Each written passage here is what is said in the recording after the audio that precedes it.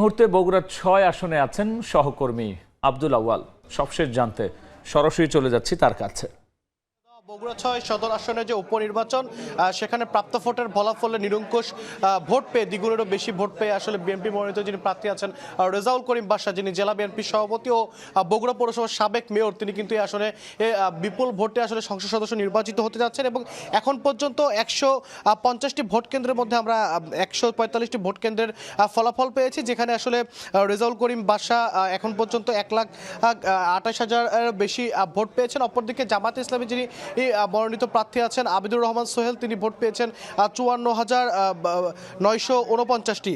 অর্থাৎ সহজ করে বলা যায় দ্বিগুণেরও বেশি ভোট পেয়ে কিন্তু আসলে যিনি বিএনপি মনোনীত প্রার্থী আছেন রেজাউল করিম বাদশা, তিনি নির্বাচিত হতে যাচ্ছেন। অপরদিকে সারাদিনই যে নির্বাচনী মাঠ, সেই নির্বাচনী মাঠে কিন্তু আসলে অভিযোগ ছিল, পাল্টা অভিযোগ ছিল। বিশেষ করে জামাত ইসলামী যিনি প্রার্থী আছেন, তিনি দিনব্যাপী আসলে নানা অভিযোগ করেছেন।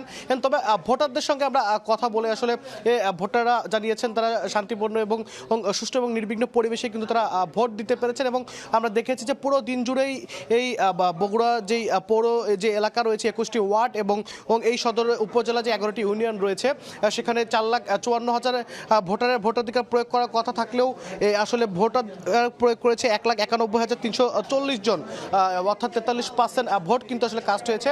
এই ১,৯১,০০০ ভোটারাই কিন্তু আসলে নির্বিঘ্নে ভোট দিতে পেরেছেন। সারাদিন জুড়ে আসলে নির্বাহী ম্যাজিস্ট্রেট, জুডিশিয়াল ম্যাজিস্ট্রেটদের নেতৃত্বে সেনাবাহিনী, পুলিশ, বিজিবি, আনসার ব্যাটালিয়ন সহ আইন শৃঙ্খলা রক্ষাকারী বাহিনীর যারা সদস্য ছিলেন তারা কিন্তু আইন শৃঙ্খলা রক্ষায় তৎপরভাবে কাজ করেছেন। এবং ১৫০টি ভোট কেন্দ্রের মধ্যে ইতিমধ্যে ১৪৫টি ভোট কেন্দ্রের ফলাফল ঘোষণা হয়েছে, যেখানে দ্বিগুণেরও বেশি ভোট পেয়ে বিএনপি মনোনীত যিনি প্রার্থী আছেন রেজাউল করিম বাদশা, এই বগুড়া ৬ সদর আসনে কিন্তু তিনি সংসদ সদস্য নির্বাচিত হতে যাচ্ছেন। এবং গত ১৭ বছরে বগুড়ার মানুষের যে উন্নয়ন গল্পটার বঞ্চনার যে আসলে গল্পটুকু সাধারণ মানুষ আশা করছেন, তিনি সংসদে গিয়ে বগুড়ার মানুষের ভাগ্য উন্নয়নের জন্য কাজ করে যাবেন। তো বগুড়া থেকে উপনির্বাচনের ফলাফল নিয়ে এখন পর্যন্ত এই ছিল আমার কাছে সর্বশেষ।